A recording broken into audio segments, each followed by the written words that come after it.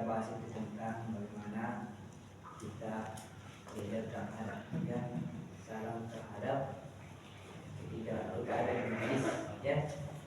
Bagaimana caranya kita di mulia Islam kita apalagi konsep terbiasa ini, ya, ajarkan kita akhlak yang adab-adab, jangankan hal-hal yang besar, hal-hal yang kecil saja kalau kita anggap remeh, semua itu ada adabnya.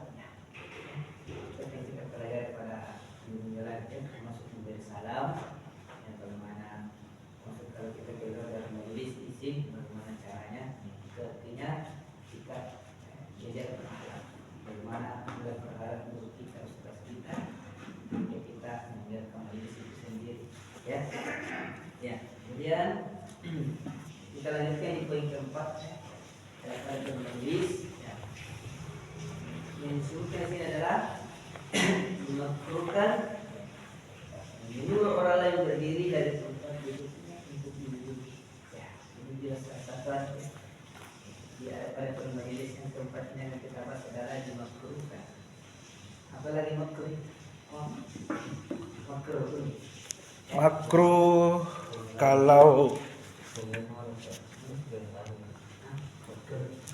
kalau dikerjakan dapat pahala. Islam itu ada dari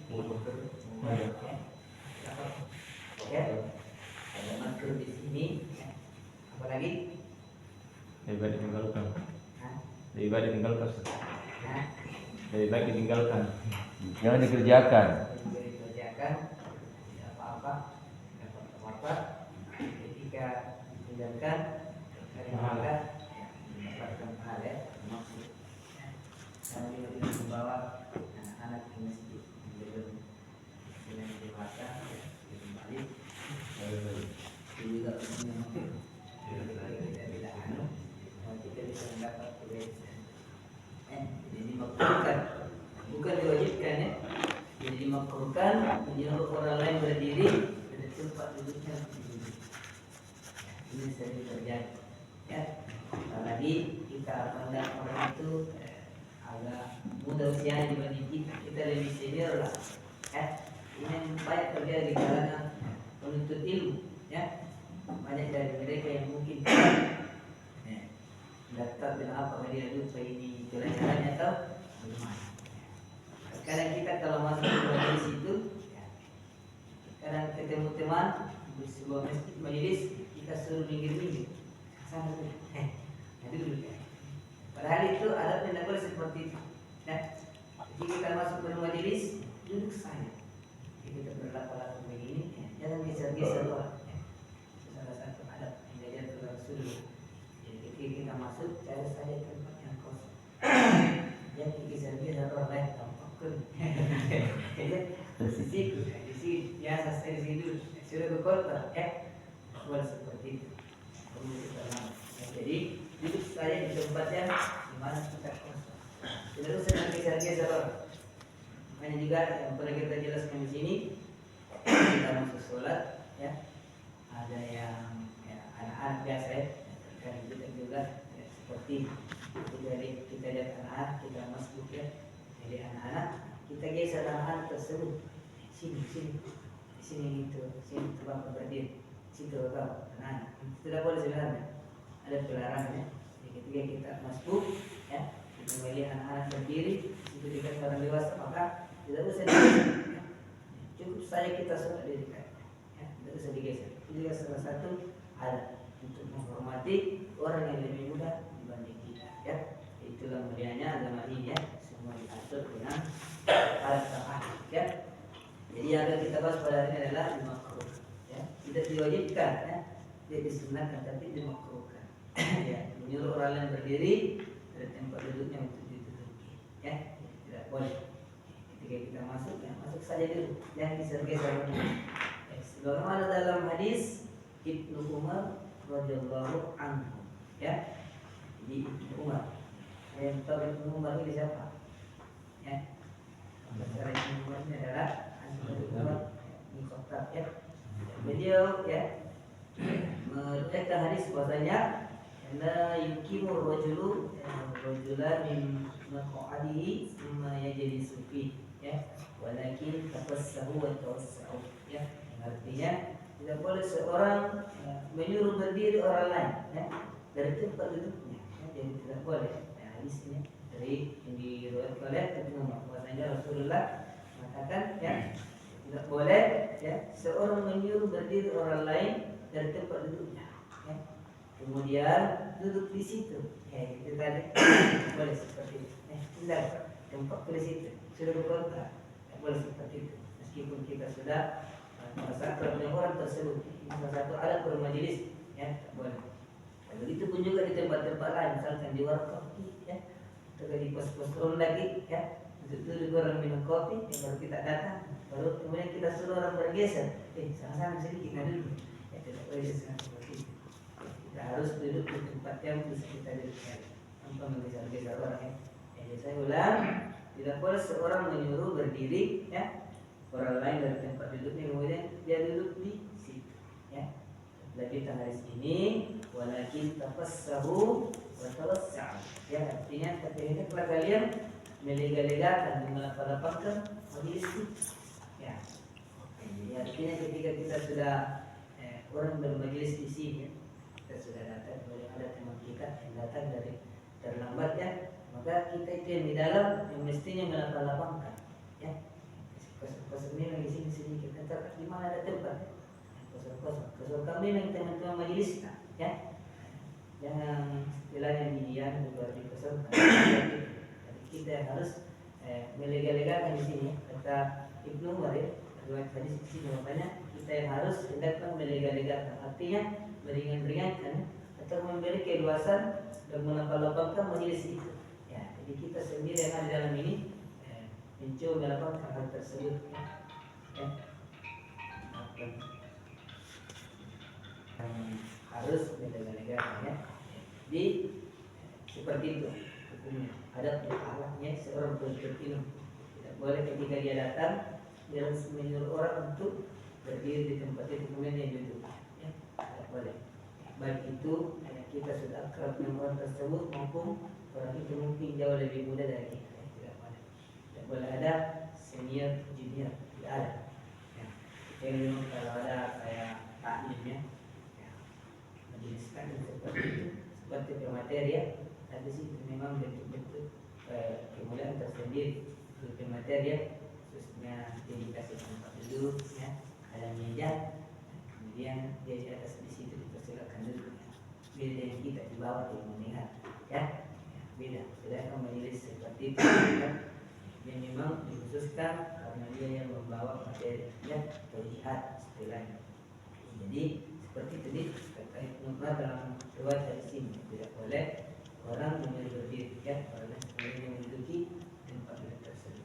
Kemudian jelaskan lagi di sini Imam An-Nawawi, ya, salah satu imam besar juga, ya, rahimahullah, mengatakan, ya, kita masuk saja artinya cukup panjang ini, ya.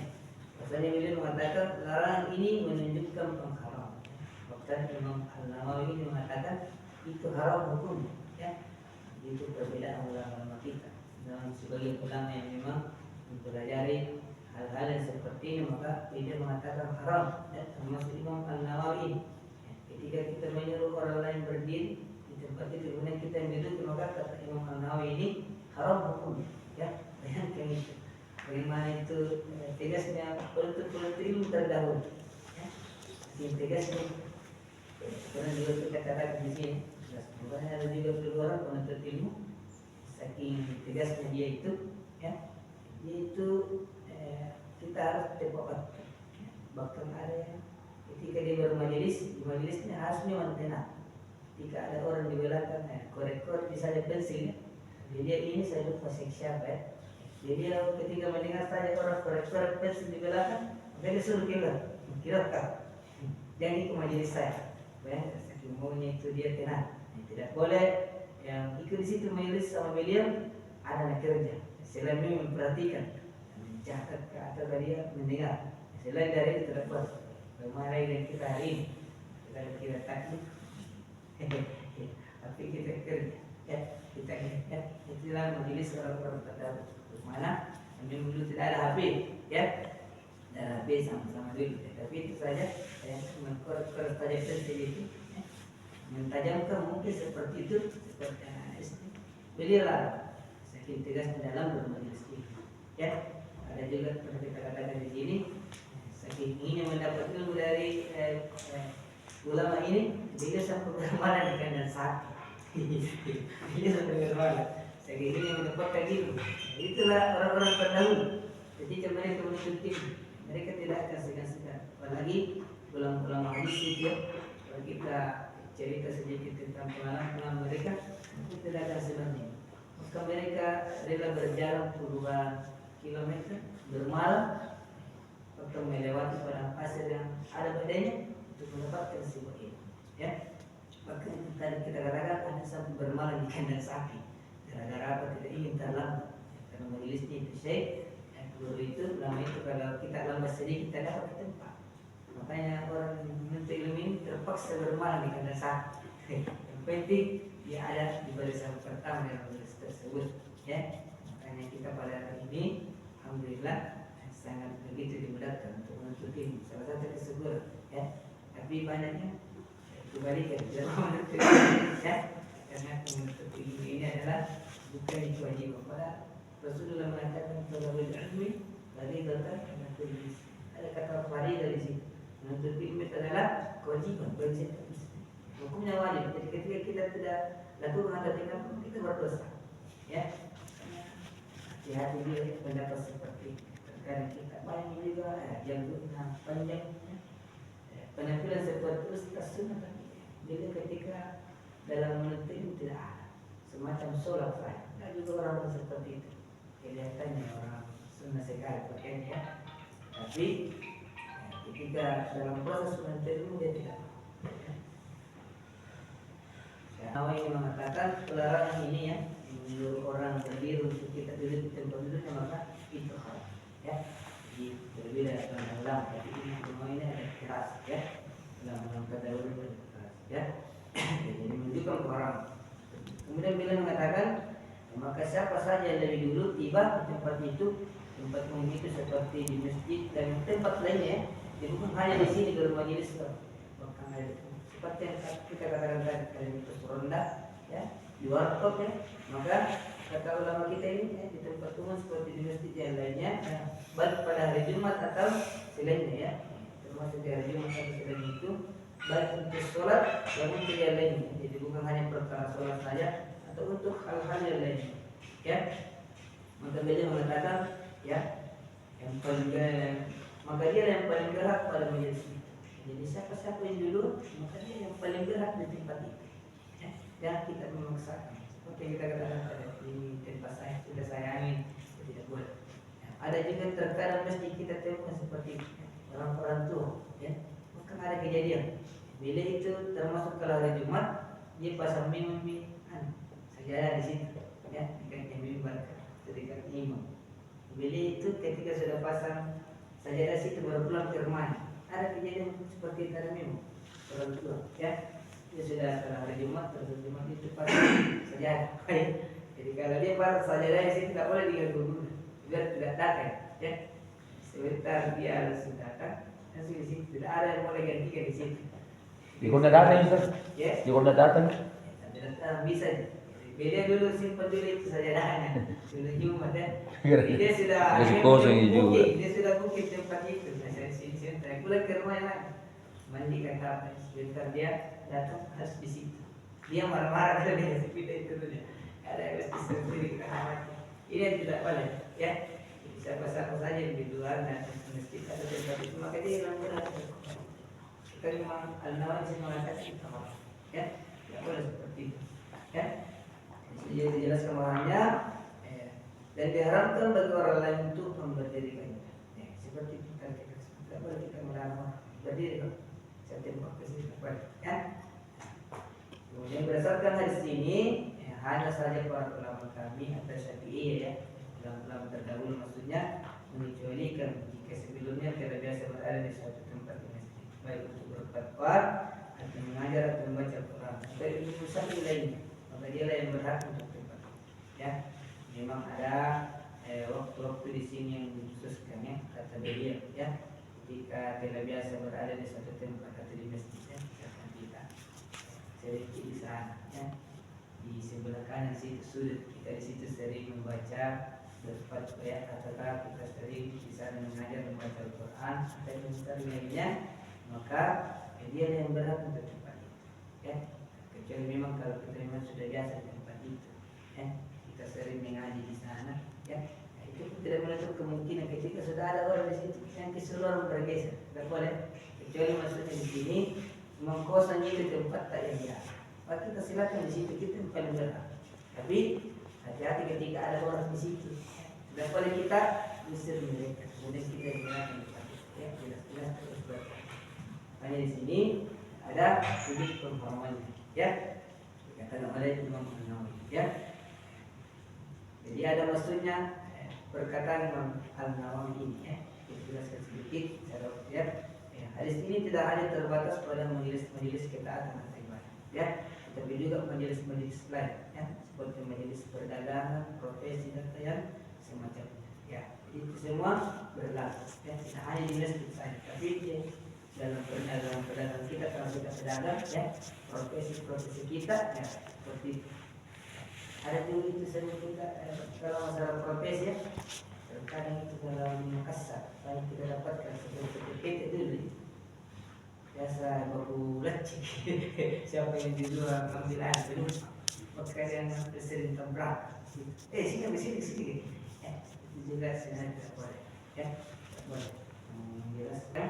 Yang pertama itu ya, mencegah kita untuk merendahkan dan merendahkan hak seorang muslim ya, ini yang pertama. Kenapa kita ketika bermajelis seperti itu kita dilarang membuat orang berdiri berkata demikian, karena itu mencegah kita untuk tidak merendahkan dan meremehkan hak seorang muslim ya. Jadi ketika kita seperti itu, maka saudara kita pasti tersinggung ya, sudah pasti. Kalau dia sudah duduk tenang dulu ya, minum kopi atau teh, baru kita suruh berdiri, itu artinya tidak beradab, bukan merendahkan harga diri seorang muslim itu sendiri. Mereka merasa tidak dihargai oleh kita ya, sudah jelas seperti itu.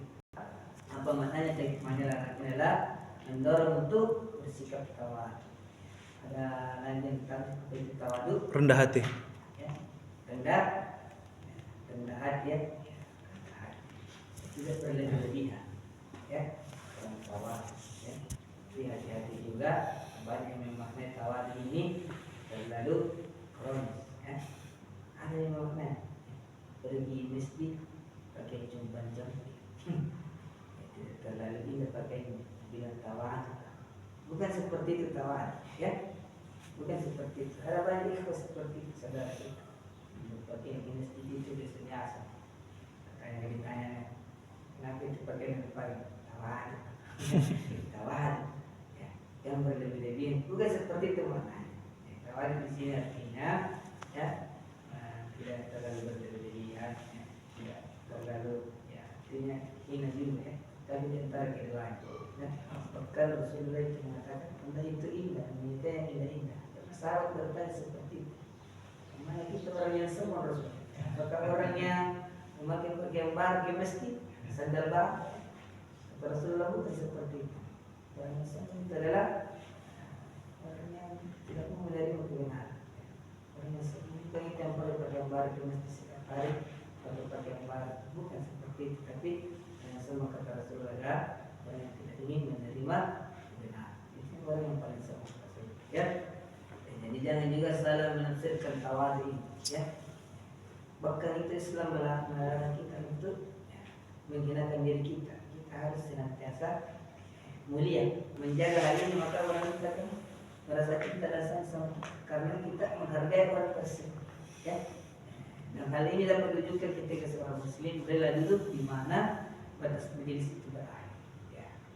Jadi istilahnya di sini diwujudkan ketika seorang muslim rela duduk di mana batas majelis itu berakhir. Ini di mana saja kita dapat kosong, di situ saja kita duduk. Tidak usah besar-besar orang, tidak usah geser-geser orang ya. Itulah alat-alat majelis ya. Insyaallah yang berikutnya kita lanjutkan masih